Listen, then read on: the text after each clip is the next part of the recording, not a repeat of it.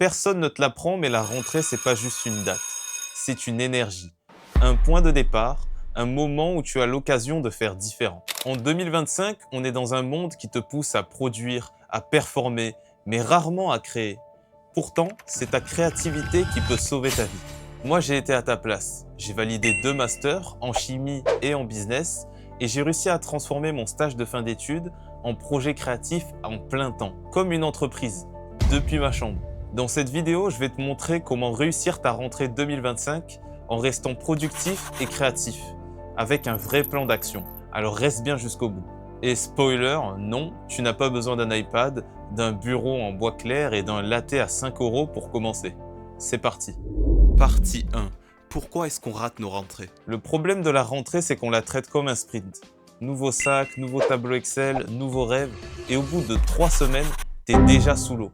Cela fonctionne exactement comme les nouvelles résolutions de fin d'année.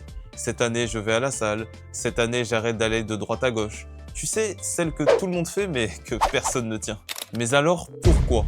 La réponse est simple et ce n'est pas une question d'organisation. La principale cause à cela, c'est parce qu'on se concentre que sur le faire.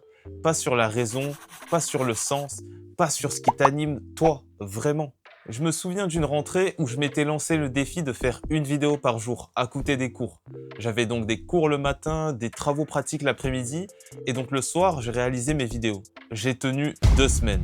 Pourquoi? Parce que j'étais saturé. Je n'avais aucun fil rouge, aucun but profond, aucune respiration, aucun intérêt à faire cela si ce n'est produire. Que du remplissage. Et c'est là que j'ai compris. La productivité sans créativité, c'est comme courir sur un tapis roulant. Tu t'épuises, mais tu n'avances pas. C'est un peu comme Son Gohan d'un Dragon Ball Z. Les amateurs de manga se reconnaîtront. Le potentiel est là, immense, mais tant qu'il fait juste ce qu'on lui demande, tant qu'il n'a pas de vraie raison de combattre, il stagne. Il devient puissant seulement quand il s'autorise à exister par lui-même. Eh bien, la rentrée, c'est ce moment-là. Est-ce que tu continues à suivre le plan des autres ou tu traces le tien? Partie 2. Trouver son équilibre créatif.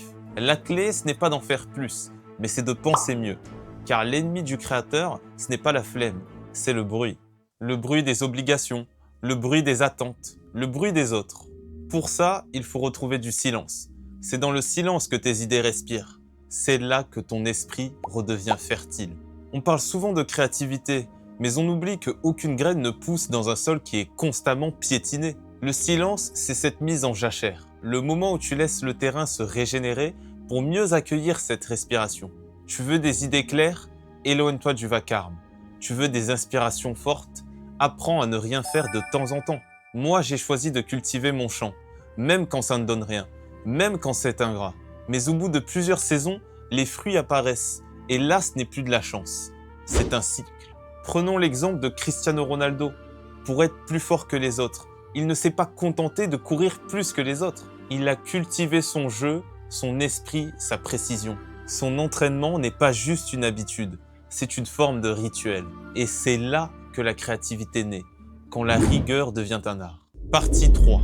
Ma méthode pour être productif et créatif. Je vais te partager dans cette partie ma méthode pour rester productif et créatif. Alors, en premier lieu, tu dois définir un temps de création dédié. Hayao Miyazaki, l'un des esprits les plus féconds du cinéma d'animation, commence chaque journée par une petite balade dans les bois. Pas pour réfléchir, mais pour ne pas penser, parce que c'est dans l'absence de contrôle que jaillit l'essentiel. Le temps de création, c'est assez simple. Tu prends par exemple 20 minutes par jour. Non pas pour réviser, pas pour répondre à des mails, juste pour créer. Même si ça semble inutile, surtout si ça semble inutile. C'est là que tu crées sans filtre. Ensuite, en second lieu, tu dois construire un agenda à 2 colonnes. Colonne 1, ce que je dois faire. Colonne 2, ce que je veux faire. Les deux doivent cohabiter, sinon l'un écrase l'autre, et ça crée un déséquilibre. En numéro 3, tu dois comprendre le principe du 1%. Comme le dit Rick Rubin, la créativité, ce n'est pas une étincelle. C'est un terrain qu'on entretient chaque jour. Chaque jour améliore un aspect de ta vie de 1%. Ça semble ridicule. Et pourtant, sur une année, ça fait 37 fois mieux. Parce que c'est exponentiel. Tu ne fais pas plus 1% chaque jour, mais fois 1,01. C'est mathématique, mais surtout mental. Dès aujourd'hui, tu peux mettre en application ce que je viens de te dire. Créer un blog de 20 minutes créatif par jour.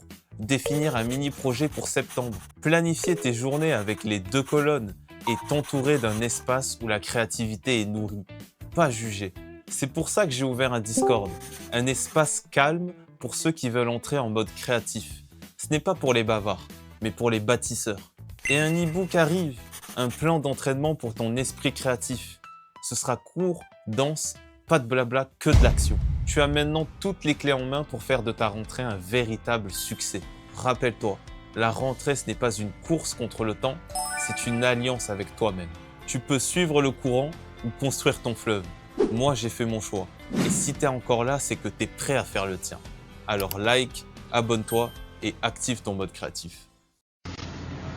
Il est très fort.